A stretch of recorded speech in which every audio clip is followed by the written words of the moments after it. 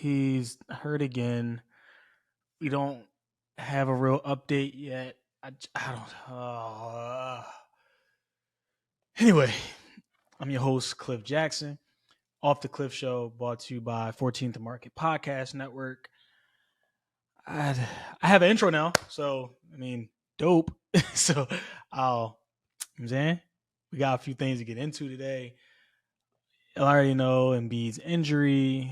Sixers played a game versus the Warriors that I don't think anybody actually cared about since everything is going on. Some of their trade targets, what they should do at the deadline, what might happen, what I think might not happen, like what we should do with Joel. But yeah, man, here's the intro. Hopefully y'all like it. It's not really long, but yeah, here we go. Yeah, so where I don't even know where to start. All right, so let's start Nuggets game. Joel is not on the injury report 20 minutes before tip off. It was like 10, 20 minutes before tip off. They decide, okay, he's not playing. We don't know who decided. Who decided it. We don't know if it was Joel. We don't know if it was the Sixers organization. But he misses another matchup versus Jokic in Denver. This leads to everybody saying he's ducking Jokic, like he doesn't want to play. Mind you, I was one of these people in my head saying he was ducking Jokic. Well, not ducking him, but he wasn't playing because I didn't think he was injured at this point. I just thought like they didn't have Maxey, Morris, D'Anthony Melton was out. Like half the team was in the ICU or dying. So it's like, all right, like I wouldn't want him out there anyway. The only reason I would want him out there is for him to continue so he doesn't miss any more games so he can win the MVP. So I was one of those people saying like, bro, he's not hurt. He just doesn't want to play. On the record, I'm completely fine with him never playing another game in Denver again because those fans are terrible. They're not real basketball fans. Nobody cares about what's in Denver or what's going on there. The narrative that he was ducking Jokic after the last two times he has a combined like 106 points or like 80 something like that. Oh yeah, he has like 80 or 90 plus points against him. It's like ridiculous. I think the first game he played he had 47. Second one, which was 2 weeks ago, he had fucking 41. So like, what is this? We have to stop acting like we don't know what the matchup looks like. They've played in Philadelphia. They've played each other. We know what it looks like. And each time Joel busts his head in. Pause. Oh my God. but like the past every matchup they have, like Joel cooks him. So we have to stop acting like we don't know what it looks like. Just because they're going to play in Denver isn't going to make the matchup any different. And if you want to bring in like, the altitude in Denver, if we have to talk about the air quality and the altitude as to why Jokic would have an advantage, then we know who the better player is. So we can't keep acting like we don't know what the matchup looks like, what's going to happen. Like, yeah, I get it. We want to see, because I'm one of those people too. You like, I want to see the best players play against each other. Like, I get it. But we have to stop acting like we don't know what's going to happen. Like, he's going to fry Jokic again. And it's I don't know. I don't know where the narrative keeps coming from that he's ducking him. When that's clearly not the case. And then it's even proven more now because he was actually hurt. Story leaks to Ramona Shelburne saying that before the Denver game, Joel couldn't even jump. So the fact that people are saying like he wasn't really injured or he was just ducking him, it doesn't make any sense. So after that, they play. He sits out versus Portland again, and the narratives grow. Like he's ducking Jokic now. He's trying to make it seem like he's really injured. Blah blah blah. Which like, cut it out. This was annoying because like national media heads were like coming at Joel's character saying he's scared of Jokic or he just doesn't play enough games or he's ducking, blah blah blah. And it's like, you're national media. You can't put out, like, I get it. One thing with Twitter, because Twitter is all trolling and jokes.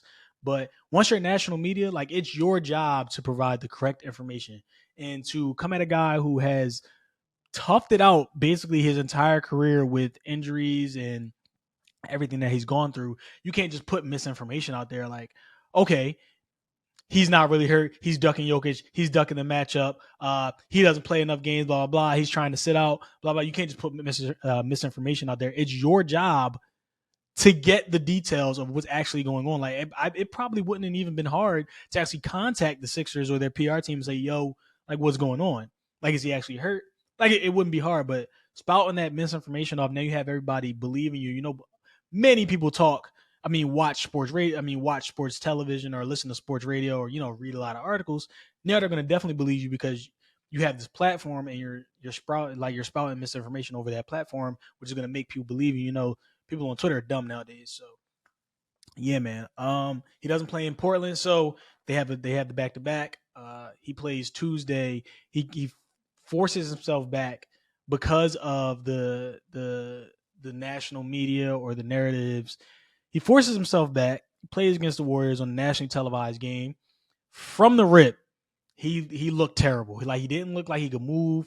He didn't look like he could jump or use any of his athleticism. He wasn't trying to bully people in the paint. It was multiple times where he had smaller guys. I think Draymond was guarding him majority of the game, but he had smaller people on him. He just wasn't trying to enforce his will at the basket. He took a lot of jump shots. Like I can't remember him doing any like dribble moves to attack off the dribble. It was just a lot of like elbow, jab, step, jumpers. His touch wasn't there. He couldn't hit any of his jumpers. He was hitting his three ball, which was crazy.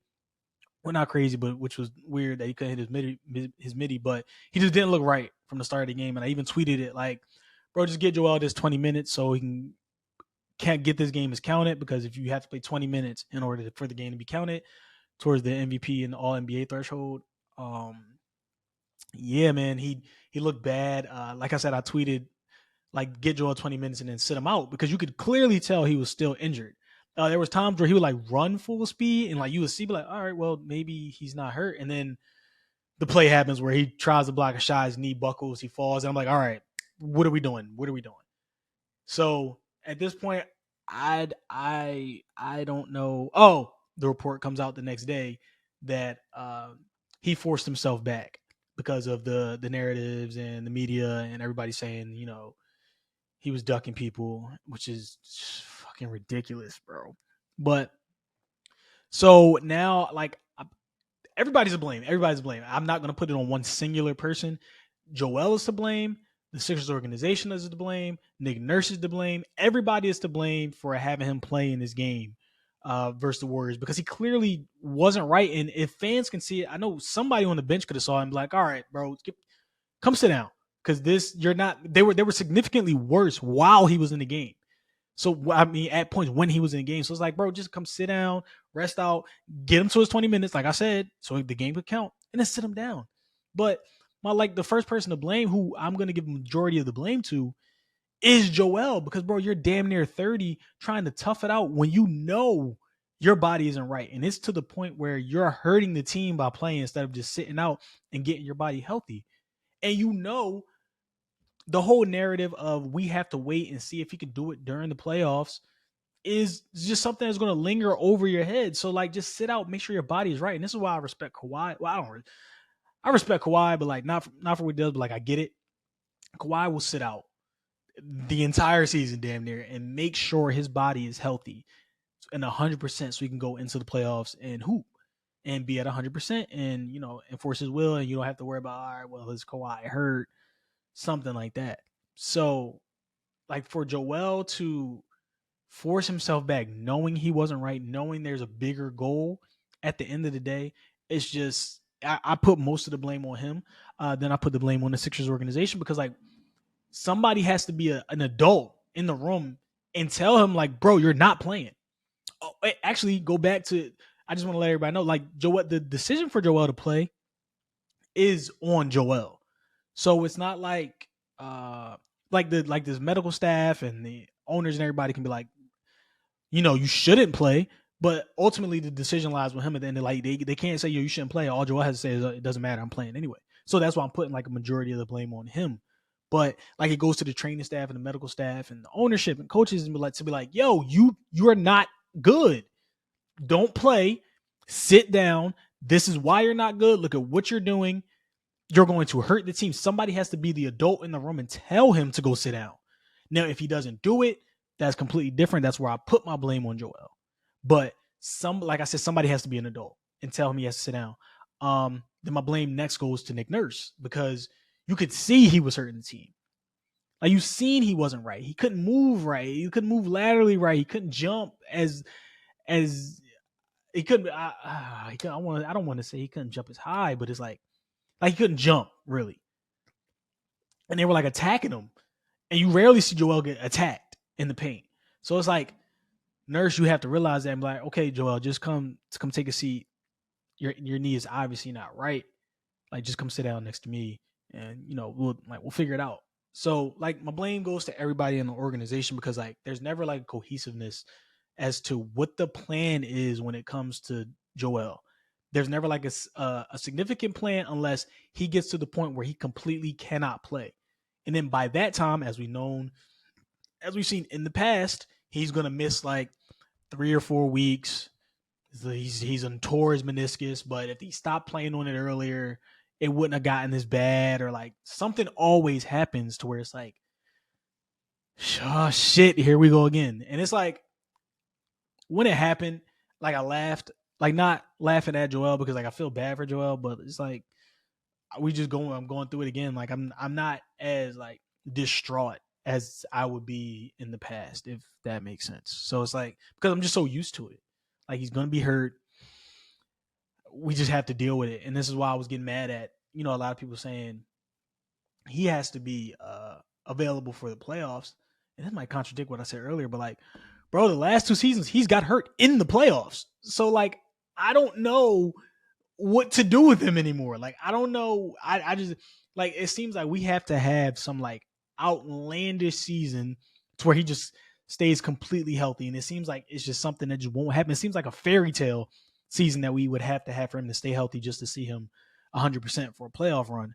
So like, at this point, like I said, I don't know what to do with him. Is really annoying. Like I said, I said on Twitter, like, I can be mad that he continues to get injured and understand why he has to sit out. Like, I'm still going to be mad because I want to see, some of my favorite basketball players play, and Joel is one of my favorite basketball players. But like, I understand why he has to sit out.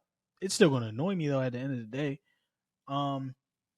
What else? Another thing that annoys me, like, it's like for the past month now, the Sixers organization or nobody can tell us what the knee thing is, because before the night, his knee was already hurt and nobody said it was just a banging of the knees. They just kept saying it was knee swelling.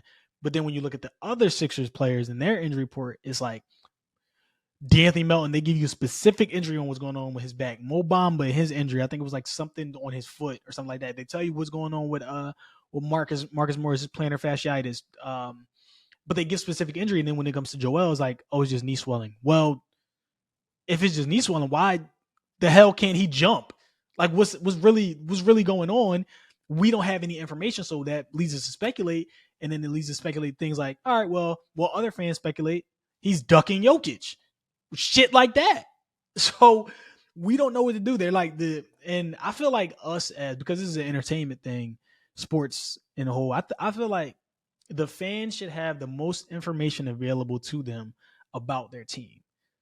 Now, I'm not talking about like trades and trade targets and stuff like that, but injury report, like, we should know like injuries and roster lineups, like things like that. I feel like as fans, we should know everything that we need to know. And the information should be available to us so we know how to proceed and how to watch. Because I have no idea if the knee thing was really that, because mind you, this was going on before Denver. Like, he got hurt. The knee swelling was happening when he scored 70. So it's like, okay, well, what happened between, like, he re-aggravated in the Pacers game, but he played the rest of the game. Then you go to Denver and it's like, well, like, what's going on? Like, now he can't jump. Like, what the hell happened? So that's really annoying that we don't ever get, and it's been this way with Joel's whole entire career. It's like, we don't get any information. He ends up getting hurt or re-aggravating it again, or he obviously gets hurt where he can't play. We see it. Then he has to get reevaluated. Now we know, all right, well, Joel Embiid will miss the next 2 to 3 weeks and be reevaluated. It's like, what the hell? What started all of this? It's never like a point or a plan for what's going to happen with him in these injuries. It's always like, all right, well, I guess he's going to try to tough it out. And then, like, if it gets too bad, then he's going to sit. Like, bro, why can't we just put some preemptive measures in here so this, like, we don't get to this point? And I feel like it's every season. And it's annoying as hell. And I know other Sixers fans are annoyed as hell too. But, like, I get it. Like, what are we supposed to do? We're going to have to be mad. Leads me into my next point of, like, can the organization is going, all right, let me preface this because I don't want to trade Joel Embiid at all. I think he's a special talent. He's one of the best players in the NBA, probably the best player in the NBA right now, probably the greatest Sixer ever. But at some point, there's going on, what is this, his 10th total season now, I believe? This has been going on since his career started. And at this point, like, the organization they have to take a step back and they have to see, can we keep going through this? Can we bank on him to be healthy 1 year before, like, just 1 year before he's out of his prime? Or do we cash in high and get what we can for him and then start looking toward the future? And I said this after the playoffs last season. It's like, bro, like, how many times do we have to go through this? Do we have to watch this? And like I said earlier, we have to have like a fairy tale season for him to be healthy? Like, is that what we're banking on? And then by the time he's out of his prime, we're not going to get a lot back for him. Then we're back at square one. Maxey's now 25, 20, 25, 26, 27, about to enter his prime. Like, what do we, honestly, I don't know. I don't know, man. I don't know. But yeah, like I said, I don't want to trade him at all. I might have said that after last season, but, like, saying, I get it. But I personally, I don't want to trade him. But the organization is going to have to it's just business. They're going to have to figure out what they want to do if this is a lingering injury. It also plays into the trade deadline. So if Joel is out, I guess if Joel is out like a month and a half, 2 months, do you swing for something in the trade at the trade deadline, like, to make the team better, because they won't be able to play with Joel because he'll be out, and they're going to have to figure it out towards the end of the season, and we know that doesn't really play well. But this is why, if you watched any of my previous episodes or saw me tweet, it's like, I wanted them to make a trade early so they can build chemistry and they can get used to these games, because we all knew Joel was going to miss a couple games. Like, that's just how his career is gone. We know he's going to sit out games and he's not going to be there for games. But so you make the trade early, whoever comes in or the most pieces that come in, now you're working on how to play these games without Joel and how to win these games without Joel, because you know you're not going to have him for a certain amount of games. Now you know how to play without him. You know how to play with him. That's why I said they should make the trade early instead of just standing pat, waiting for the deadline to see who is available. Everybody that's available now, we're still available at the beginning of the season. No new names have popped up unless Morey has this, like, secret player that he's targeting that nobody else knows about, that they have like a handshake deal, like they're going to trade him to us. I don't, and then that even speaks volumes. Like, why hasn't it been done already? So now that he's injured, do you swing big at the trade deadline? Do you go get somebody who can help the team, knowing that Joel could possibly be out 4 to 6 weeks? Now we're coming around playoff time with the Sixers probably dropping in the standings because now the Knicks and the Cavs are heating up again. So they're probably going to be the top 4 seeds are probably going to be the Bucks, Denver, Milwaukee. I mean, the Bucks, not Denver, Boston, the Bucks, the Knicks, and the Cavs, and the Sixers could probably drops like 5 to 7. Who knows, depending on how long Joel is out, because it's shown while Embiid is in, Sixers are one of the best teams in the NBA, but you don't know how long he's going to be out for. So, like, what do? This is probably playing more into Daryl Morey's fake cap space plan of, like, throwing something in the dark. I mean, shooting in the air. What's the saying? Taking a shot in the dark and, like, trying to go get Paul George in free agency when the Clippers have a new stadium coming out next season. they're one of the best teams in the NBA right now. And you have Kawhi, Paul, like he's home. Kawhi, Paul George, James Harden, Russell Westbrook, like, and they're all home. Like, what? I don't understand the plan. The free agency class sucks. So like, I don't understand the plan. But like now, is Morey going to be forced to like go ahead with that plan? Because like depending on how long Joel is out, like we got the report that he's going to have to be reevaluated from Woj, but still, we don't know what the injury is. So like nobody knows he's going to be reevaluated. I think something's going to come out today, or they said within the next 24 hours. Who knows? Because nobody fucking knows what the injury is. Nobody knows what's wrong with his knee. Nurse said it's not the same injury as the one previous. We don't know what the previous knee injury was, so we can't tell if it was the same one or not, or if he re-aggravated. Nobody fucking knows. So like, what the fuck? What's good? We have no information, which is how his entire career is gone. He gets hurt. He plays through it. He can't play through it anymore. He re-aggravates it, or he gets hurt again. Now he's out for multiple weeks. Now we as Sixers fans sitting here looking at the team that could have been, but they're not. So like, what? I don't know. I don't. You know, I don't. I just want them to be good and healthy for a season. The entire team died. I don't know what is that. Like everybody's sitting on Batum, Morris, Pat Bev sat out of the game. Tobias had the flu. Like I don't know what's going on over there, but like it's so annoying to watch. On a brighter note, Maxey got a slam cover, which is fire. I think first Sixer did Embiid. Let me look up if Embiid ever had a slam cover. I didn't think about this, but I want to say Maxey is the first Sixers player with a slam cover since Allen Iverson. Let me see. Joel Embiid slam. Oh no. Joel had one. Yep, Joel had a slam cover. So yep. Well, never mind. But yeah, Maxey got his slam cover, which is fire because he's finally getting the recognition that he deserves. I don't know if the All-Star reserves come out tonight or next week. But he should make the All-Star game. It's gonna be tough. He could have been starting over Dame. Brunson could have been starting too, but like, yeah, man, that was really dope to see. Y'all know I'm a big Maxey stan over here. Was following him since he was in college. Now he's on my favorite team. So really dope that he got a Slam magazine cover. Might get the shirt, might not. Who knows? Who cares? Because Sixers are dead. Everybody's dying over there. I don't know what Nick Nurse has going on. I don't know if he's playing guys too many minutes. Maxey has also been out with his ankle injury. Nobody knows when that happened. It just everybody's getting hurt randomly. Like the Melton back injury, nobody saw that happen either. So it's like, what Nurse got going on?